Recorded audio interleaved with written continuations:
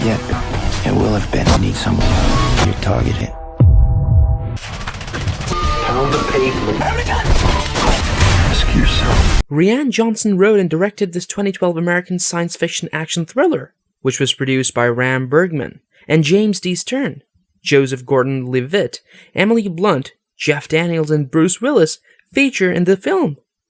It centers on present-day contract killers known as loopers, who are recruited by criminal syndicates from the future to assassinate victims who have been sent back in time. Hello and welcome to Binge King. Today we are back with another amazing movie. Before we start, go ahead and subscribe. Also, press the bell button to get the latest updates about new movies. Watch out for spoilers and take care. Without any further delay, let us start. Joe, a 26-year-old assassin or looper, works for a Kansas City crime syndicate in 2044. The syndicate sends its adversaries back in time to be executed because tracking technology in the year 2074 make it practically hard to dispose of dead unnoticed. Loopers, led by Abe, a man from the future, kills and disposes of people with their faces hidden in exchange for silver bars linked to their targets. To keep their ties to the syndicate hidden, any loopers who live until 2074 are sent back in time and killed by their younger selves, a process known as closing the loop. Instead of silver bars, gold bars are used to identify these goals, signaling the end of the looper's contract. Seth, Joe's friend, admits to Joe that he failed in an attempt to kill his future self. After telling Seth that in the future a person known as the Rainmaker will overthrow the 5 big bosses and shut all loops, old Seth has escaped. Joe reluctantly hides Seth in his apartment's floor safe, but after Abe threatens to steal half of Joe's saved silver, he confesses his whereabouts. Seth is apprehended by Abe's elite, Gatmen, who cut an address into his arm and begin cutting his body parts. These effects show an old Seth's body. He walks to the address on his arm and is shot by one of the Gatmen, Kid Blue. Joe's next victim appears to be his older self, but with his face exposed and his hands unbound, Joe is unable to murder old Joe since he is able to flee. Joe battles Kid Blue, falls down a fire escape, and blacks out after returning to his apartment to find it ransacked by the Gatmen. To fund his drug addiction and wild lifestyle, he relocates to Shanghai and becomes a hitman. He eventually marries and, with the support of his wife, overcomes his addiction. When Joe is transported to close the loop 7 years later, his wife is slain.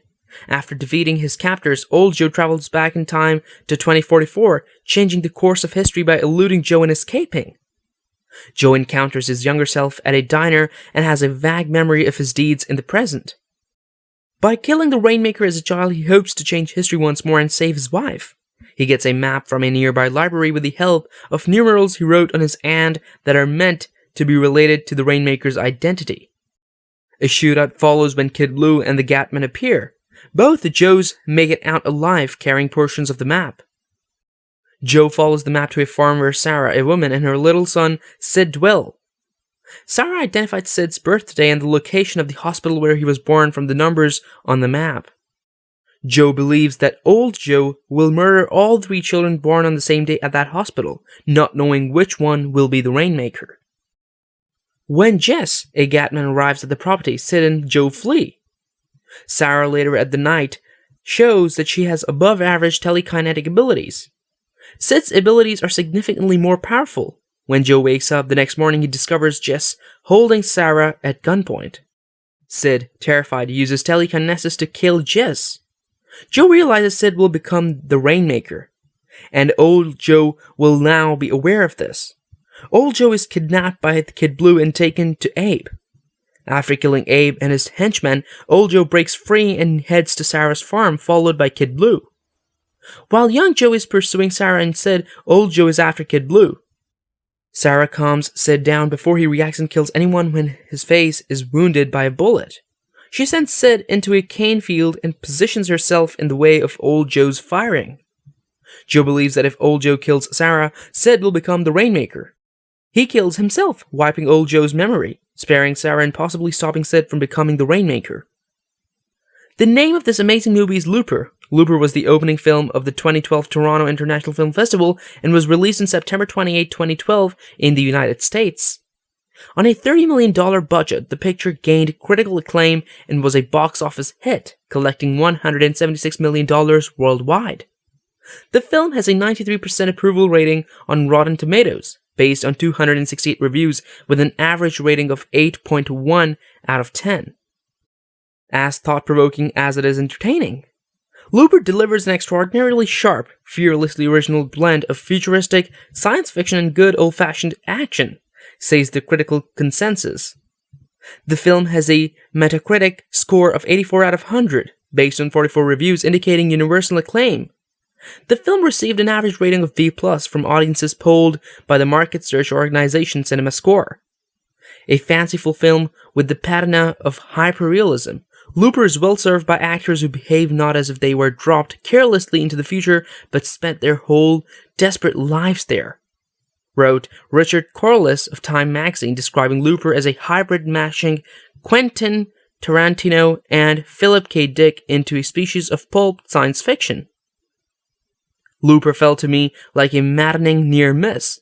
It posits an impossible but fascinating to imagine relationship, a face-to-face encounter between one's present and future selves, in which each self must account for its betrayal of the other, and then throws away nearly all the dramatic potential that relationships offer, wrote Dana Stevens of Slate. Needless to say, this is not to be listened to on a first viewing or before you've watched the film, Johnson warned.